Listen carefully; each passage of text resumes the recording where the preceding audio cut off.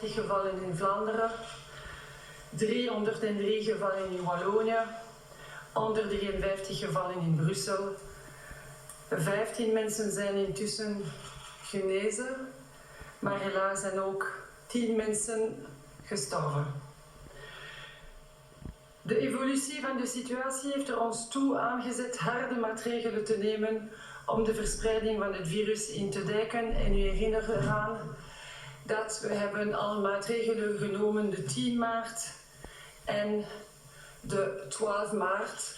Die waren al heel ingrijpende maatregelen. Deux points importants que je souhaiterais souligner. Tout d'abord, vous rappeler que les décisions sont motivées par l'excellent travail fourni par nos scientifiques et nos experts médicaux. Ils suivent attentivement la situation ici, mais aussi à l'étranger. Il faut garder aussi à l'esprit que les décisions sont issues d'un accord entre toutes les entités du pays au sein du Conseil national de sécurité.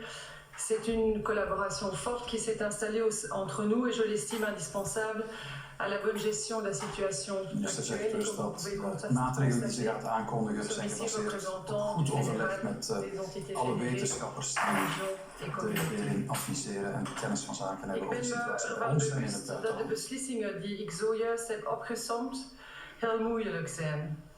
Ze zijn niet lichtzinnig of onbedachtzame genomen.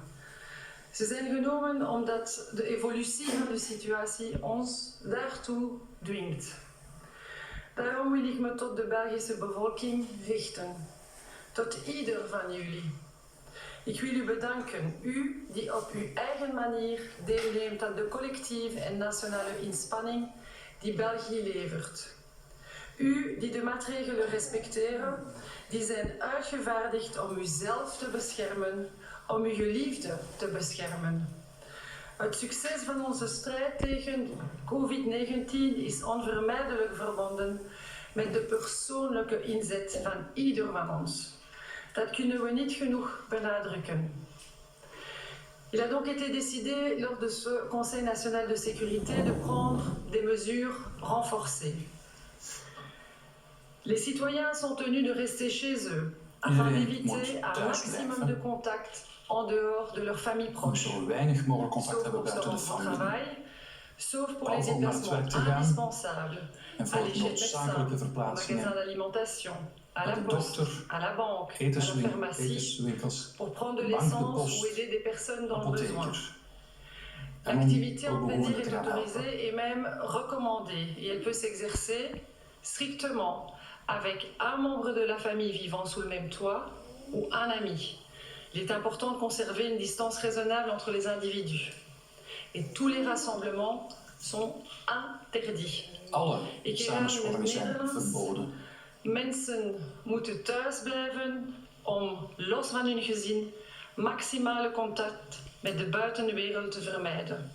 Behalve of naar het werk te gaan, behalve voor essentiële verplaatsingen zoals eten kopen, naar de dokter, de apotheek, de post, de bank gaan, tanken om aan mensen die daar nood aan hebben te helpen.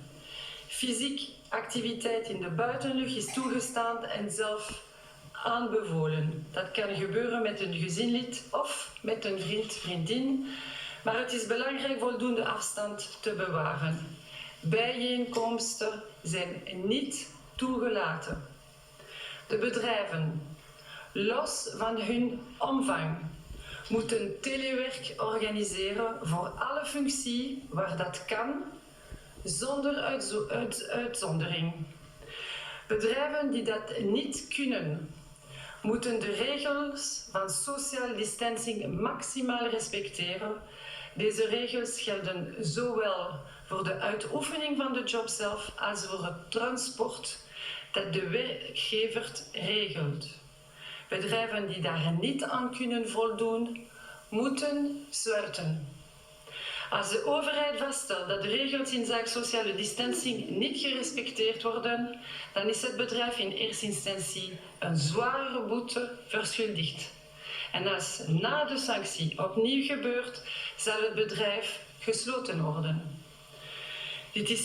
Dit is niet van toepassing op bepaalde cruciale sectoren en essentiële dienst. Maar ook zij moeten ervoor zorgen dat de regels inzake social distancing zoveel mogelijk worden gerespecteerd. En français. Les entreprises, quelle que soit leur taille, sont tenues d'organiser le télétravail pour toute fonction où c'est possible, sans exception. De premier herhaalt dus in het Frans de strenge maatregelen die ze daarnet heeft afgekondigd voor het hele land. We onthouden dus vooral dat alle bedrijven die niet kunnen garanderen dat hun werknemers voldoende afstand van elkaar kunnen behouden en die niet noodzakelijk zijn, niet vitaal zijn voor de samenleving en voor onze economie, dat die gesloten zullen worden. Dat bedrijven die zich daar niet aan houden, dat die zware boetes zullen krijgen. L'entreprise s'expose à une lourde amende. Dans un premier temps, en cas de non-respect après la sanction, l'entreprise devra fermer. Ces dispositions ne sont pas d'application pour les secteurs cruciaux et les services essentiels. Ces derniers devront toutefois veiller à respecter dans la mesure du possible les règles de distanciation sociale. En ce qui concerne les magasins et commerces non essentiels, ils sont fermés à l'exception donc des magasins alimentaires, des pharmacies, des magasins pour animaux et des librairies. Alle winkels Par ailleurs, l'accès aux grandes surfaces sera régulé avec un accès limité à un nombre précis de clients.